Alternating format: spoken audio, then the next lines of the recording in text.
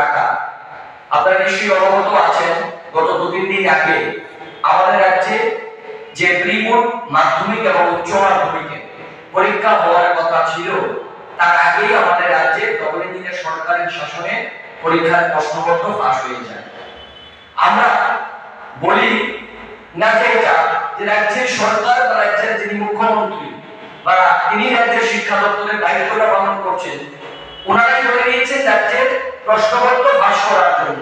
আমরা এই কথা বলি না, কিন্তু এদের শাসনে আমরা দেখতে পাচ্ছি এর আগেও বহুবার পরীক্ষার প্রশ্নপত্র ফাঁস হয়েছে।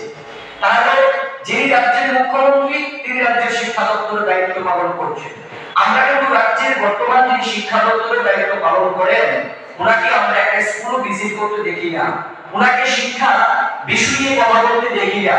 ওনার শাসনে ওনার দায়িত্ব থাকা অবস্থায় এই রাজ্যে যখন মাধ্যমিক এবং উচ্চ মাধ্যমিকে প্রশ্নপত্র ফাঁস হয়ে যাচ্ছে, আজকে কতদিন, কয়েক ঘন্টা হলো, প্রায় 72 ঘন্টা হতে যাচ্ছে, এখনো রাজ্য সরকার বা শিক্ষা দপ্তর প্রাথমিকভাবে একজনকে তদন্ত সাপেক্ষে গ্রেফতার করতে পারেনি। আমরা বলছি যুব কংগ্রেসের পক্ষ থেকে, এই যে প্রশ্নপত্র ফাঁস হলো তার পেছনে কারা দায়ী, তাদের মদতে এগুলো হচ্ছে, তারা এগুলো করছে, তারা রাজ্যের ছাত্র ছাত্রীদের ভবিষ্যৎ নিয়ে চিনিমিনি খেলছে, এগুলোকে তদন্ত করে খুঁজে বের করতে হবে রাজ্য সরকারকে।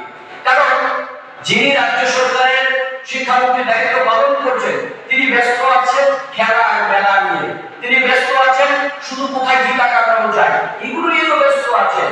আমরা দাবি করি এর সুষ্ঠু তদন্ত করতে হবে।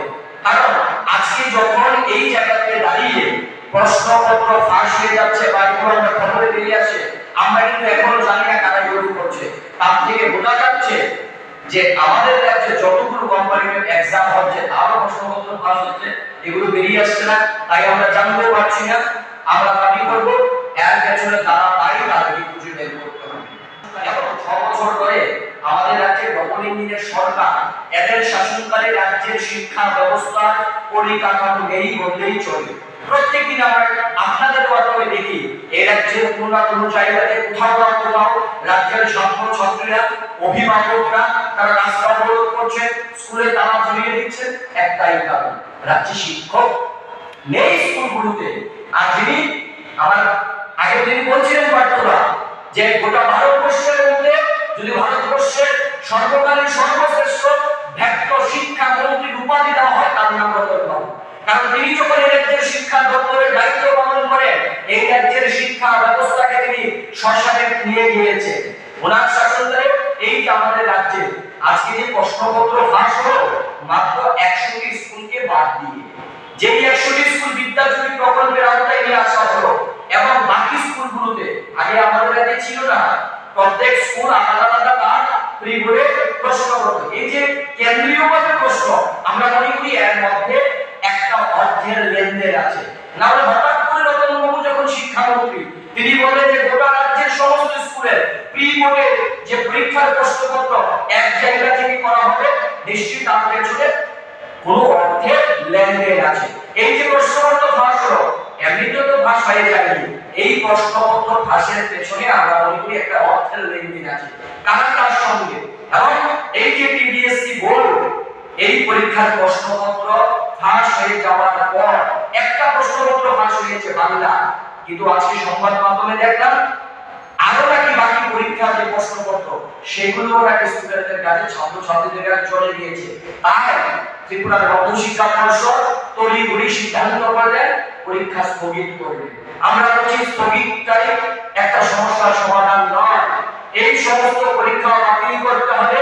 এবং যেহেতু ছাত্রছাত্রীদের কাছে সময় খুব কম, আগামী 1.5 মাসের মধ্যেই তাদের বোর্ড এক্সাম ফাইনাল তারা বসবেন, সেই জায়গাতে যাতে ছাত্রছাত্রীরা মানসিকভাবে তাদের অসুবিধা না হয়, রাজ্যের মধ্যশিক্ষা পর্ষদ একটা তাদের পুনরায় পরীক্ষা সুন্দরভাবে তারা যাতে পরীক্ষা দিয়ে উত্তীর্ণ হতে পারে এবং তাদের মধ্যে যাতে কোনো মানসিক চাপ না থাকে, তার লক্ষ্য রাজ্যের সরকার এবং মধ্যশিক্ষা পর্ষদে রাখতে হবে। এই দাবিটুকু আমরা ত্রিপুরা প্রদেশ যুব কংগ্রেসের পক্ষ থেকে রাখছি। এবং এই মাননীয় মুখ্যমন্ত্রী ওনারও কোনো খোঁজ খবর নেই, আজকে প্রশ্নপত্র তো ফাঁস হবেই, রাজ্যের কলেজগুলোর নবীকরণ অনুষ্ঠানে মঞ্চে আসন গ্রহণ করেন, যিনি রাজ্যের ছাত্র ছাত্রীদের কাছে শিক্ষার বিষয় নিয়ে জ্ঞান দেন, উনি যখন নির্বাচনে প্রতিদ্বন্দ্বিতা করেন সেখানে তিনি বলেন ওনার শিক্ষাগত যোগ্যতা মাত্র অষ্টম শ্রেণী। এটা দুর্ভাগ্যের বিষয় ত্রিপুরা রাজ্যের ছাত্র ছাত্রীদের, যার শিক্ষাগত যোগ্যতা অষ্টম শ্রেণী, যিনি রাজ্য সরকারের কোন প্রতিনিধি নন, যার কোয়ালিটি এডুকেশনের সঙ্গে জড়িত নয়, তিনি শিক্ষাবিদ নন, আর তিনি আমাদের রাজ্যের কলেজের নবীনবরণের অনুষ্ঠানে মঞ্চে থাকবেন। ভাবতে পারেন রাজ্যের শিক্ষা ব্যবস্থা কোথায় নিয়ে দাঁড় করিয়েছে। এই রাজ্যের শিক্ষা বিরোধী, ছাত্র ছাত্র বিরোধী একটা ডবল ইঞ্জিনের সরকার বিজেপি।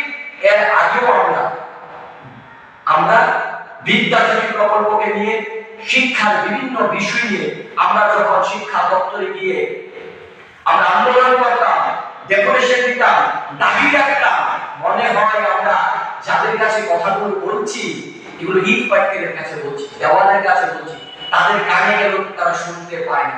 তাই আজকে এই সাংবাদিক সম্মেলনে আমরা দাবি রাখি এই সরকার যাতে রাজ্যের ছাত্র ছাত্রীদের ভবিষ্যৎ নিয়ে যাতে ছিনিমিনি না করেন, রাজ্যের ছাত্র ছাত্রীদের ভবিষ্যৎ যাতে শিক্ষার মধ্য দিয়ে যাতে আরো উজ্জ্বল হয়, এর দাবি আমরা রাখি।